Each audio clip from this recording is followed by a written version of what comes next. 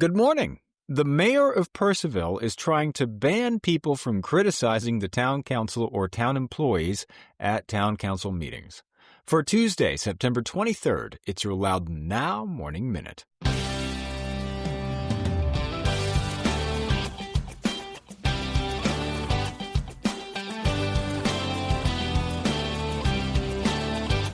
Mark your calendar for Saturday, October 4th for the next Tales and Ales storytelling show. Tales and Ales invites everyday people to tell true, extraordinary stories live on stage. And each show raises funds for local nonprofits. Reserve your seat for the October 4th show at Crooked Run Fermentation in Sterling at talesandales.org. That's talesandales.org.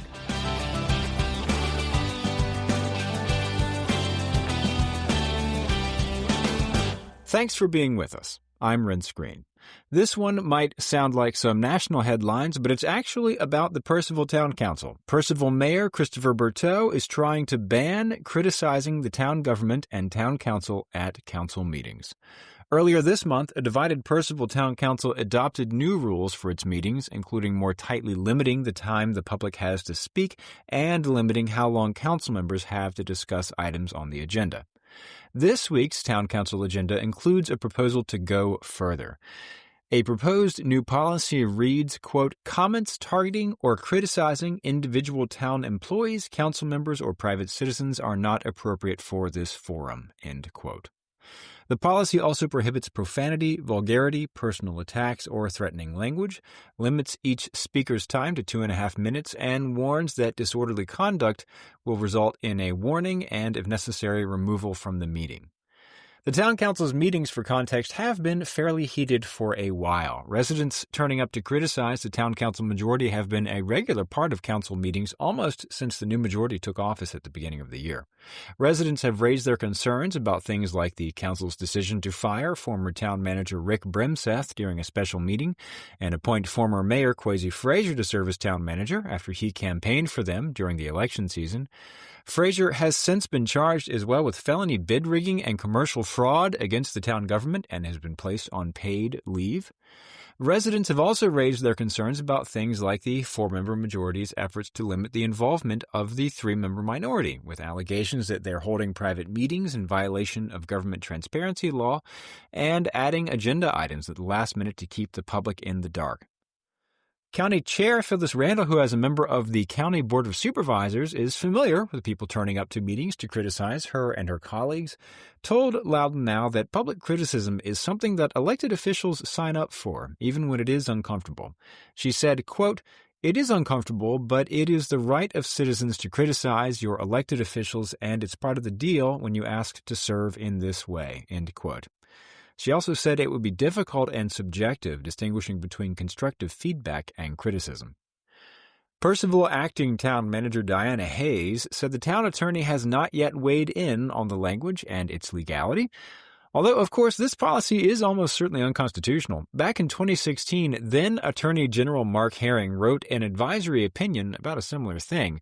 The Franklin City School Board had passed a policy that prohibited speakers from praising the performance of a student or specific employee or expressing concerns or criticism about students or employees during open meetings.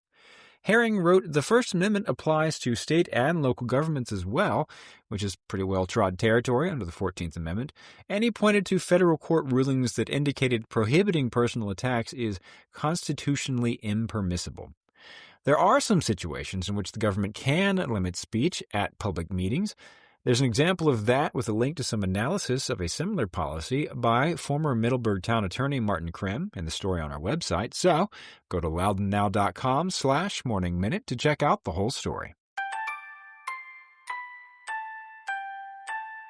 In other news, another quick update on those new speed cameras in 3 school zones in Leesburg. When they were installed in a little under a month, they detected more than 1,500 alleged traffic violations. The cameras are at Balls Bluff Elementary School, John W. Tolbert Elementary School, and Loudoun County High School. They were switched on August 21st, and between then and September 13th, they recorded a total of 1,584 alleged traffic violations.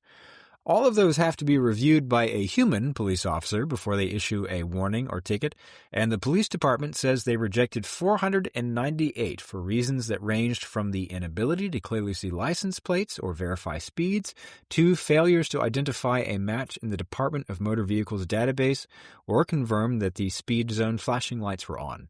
That's about 31% of all the violations the cameras flagged. The nonprofit Legacy Farms is expanding its Growing Together program with the help of a $25,000 grant from the Claude Moore Charitable Foundation. Legacy Farms provides neurodivergent people with hands-on workforce training, including tailored apprenticeships in the gardens at Temple Hall Regional Park and at Fabioli Cellars Winery. This latest grant brings Claude Moore's total contributions to Legacy Farms this year to $95,000. Executive Director Lori Young said the funding means the nonprofit can launch new programs and expand its gardens.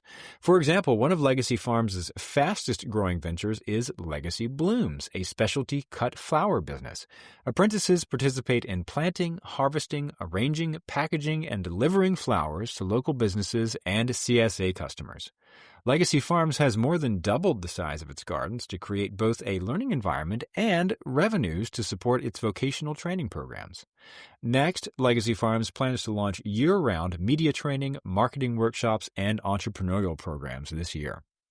Legacy Farms, by the way, is planning its fall fundraiser and donor appreciation luncheon on Saturday, October 5th at Lightfoot Restaurant in Leesburg. We've got a link to get tickets in the story on our website. And Visit Loudoun's Certified Tourism Ambassador program reached a milestone last week with its 500th member completing the training. The Certified Tourism Ambassador program trains hospitality professionals, volunteers, and residents to answer questions, recommend attractions, and create outstanding visitor experiences throughout Loudoun County. It was launched 5 years ago. Loudoun's training is part of the international CTA program developed by the Tourism Ambassador Institute in 2006. The milestone last week coincides with the release of Visit Loudoun's new 3-year strategic plan, which they've titled Elevate Loudoun, a bold roadmap for strengthening Loudoun's visitor economy. Learn more about that plan and the Certified Tourism Ambassador program in the story on our website, and get the full story on this and all these stories over at loudounnow.com. On today's Get Out Loudoun calendar, Loudoun Wildlife Conservancy will lead a bird walk at Goodstone Inn and Restaurant today, starting at 8 a.m. Goodstone has trails along the Goose Creek and in surrounding fields and old woods just a couple miles north of Middleburg. Sign up online. And Valhallan Esports in Sterling is hosting Teacher Workday Takeover today with the game Fortnite. It starts at 9 a.m. Campers must be between ages 7 and 17. Check out the rest of the events calendar at getoutloudoun.com. And if you like the Morning Minute, you can become a certified podcast ambassador just by telling all your friends about the podcast. So do that and subscribe wherever you get your podcasts, and it'll be waiting for you there every morning. Okay. Have a great day.